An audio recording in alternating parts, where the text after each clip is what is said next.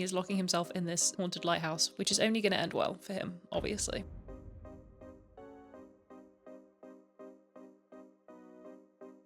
I'm saying that now, but when it actually came to doing it, I might be scared.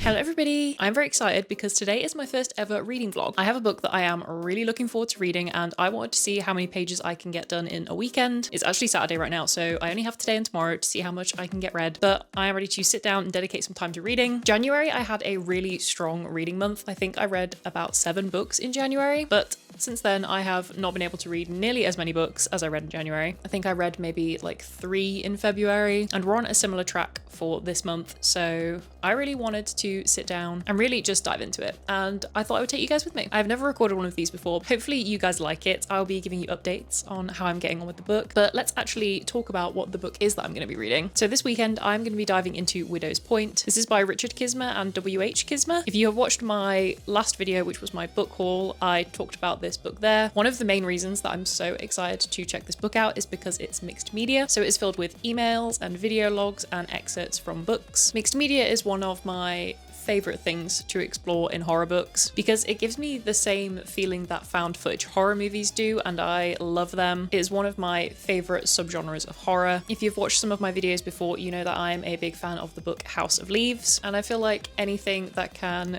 kind of try and capture some of the magic that I felt with House of Leaves, I will be adding it to my TBR. So that is why I have big hopes for this book. We will see if they pay off. What the book is actually about is a lighthouse. Residents of the area say that this lighthouse is cursed or haunted because when it was being constructed in the 30s, I believe, 3 of the workers passed away. The things that happened there were never explained, and basically ever since it was built, more and more mysterious things have happened there until it was finally locked away for good, until some people go in search of proof that the supernatural or something sinister is at work here. I believe it is told across 2 different incidents, one happening in 2017 and the other one happening in 2025. That is pretty much all I know about this book so far. I did start it yesterday, but I have only read like 13 pages, so you guys are here for all of the good stuff. I think that's enough of me rambling for now, so let's actually do some reading.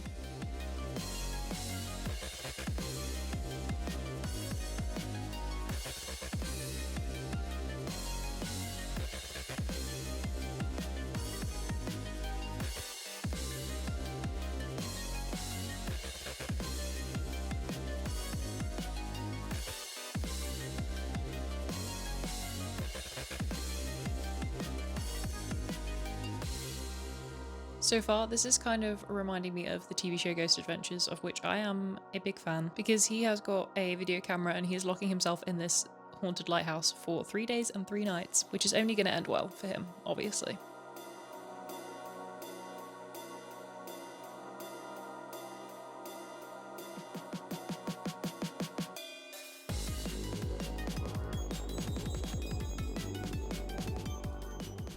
I'm only about 20 pages in and spooky things are already starting to happen, which is very cool. I love it when we get right into the action. He's also wondering why it took him so long to fall asleep the first night he's spending in this creepy lighthouse. Maybe it's because you're in a creepy lighthouse, and he also said that it's absolutely disgusting in there.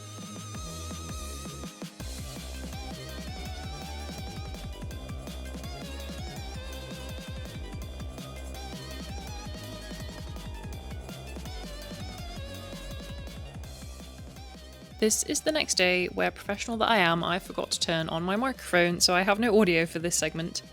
But I was basically saying that I read about 70 pages the day before, and I was enjoying it so far.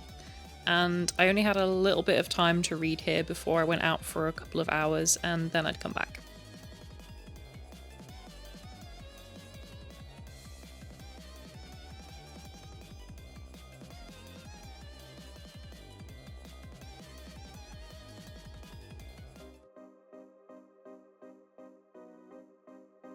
It has now been a few hours since I last recorded. A little update, I am currently only on about 100 pages of Widow's Point so far, out of just over 300. It is about 20 to 9 right now at night, so I might be being way too ambitious thinking that I'm going to finish this evening, but we are going to get through as much of it as we possibly can. It is dark outside now, it is raining, it feels very atmospheric for this book. I feel like if this book is going to scare me at any point, now would be the time that it's going to happen. So let's get back into it. I will check in a little bit.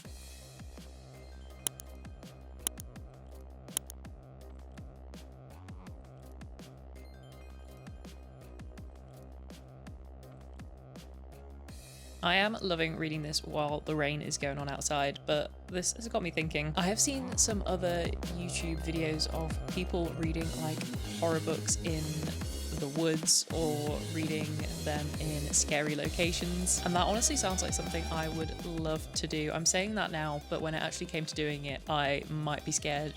But I think I would love to give it a try. So if that is something that any of you guys would be interested in, please let me know down in the comments. And maybe if I'm feeling a little bit more adventurous with any of my videos in the future, that is something that I can think about doing, because like I say, I think it'd be really fun.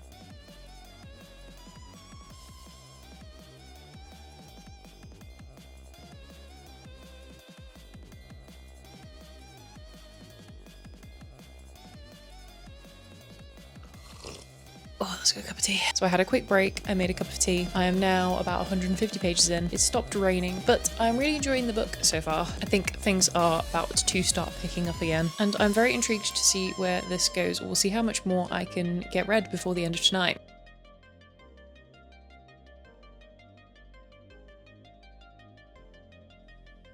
Okay, so this is future me again, because I couldn't in good conscience finish this video without sharing my final thoughts on the book. I didn't finish it that night, unfortunately, so I failed my challenge. My weekend turned out to be busier than I thought, but I did get a good chunk of the book read and I finished it a few days later. Now, my thoughts on the book itself. I thought it was pretty good. I didn't love it, but I did like it. It reminded me a lot of episode 13, if you've read that, which I read, I think, a few years ago, and I think I liked episode 13 a little bit more than this. It was definitely very creepy in places, but the introduction of some elements that were used purely to be scary didn't spook me as much as I wanted them to. I love the atmosphere and the setting of the lighthouse. That was super cool. You cannot argue with that.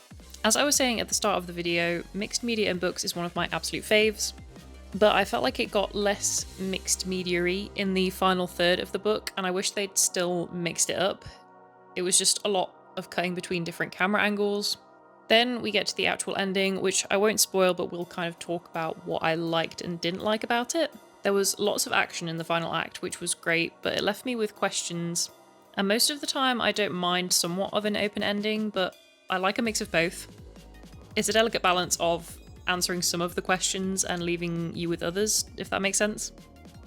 What I can say is I could imagine this would make a really great audiobook. I don't know if an audiobook of this currently exists, but if they did it and they had a whole cast of characters, that would be incredible. So they are my final thoughts on the book itself. We're going to cut back now to the outro that I recorded while I was still filming, and yeah, hope you guys enjoyed.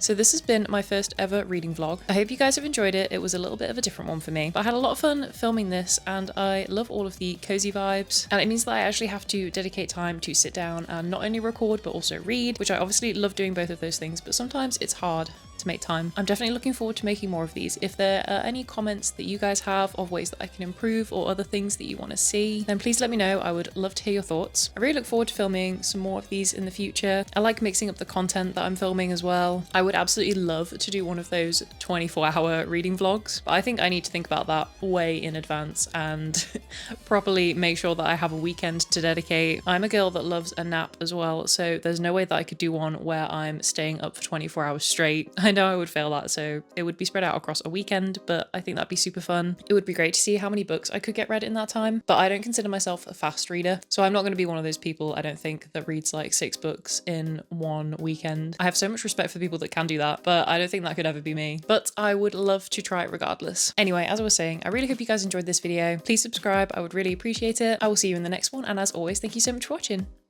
Bye!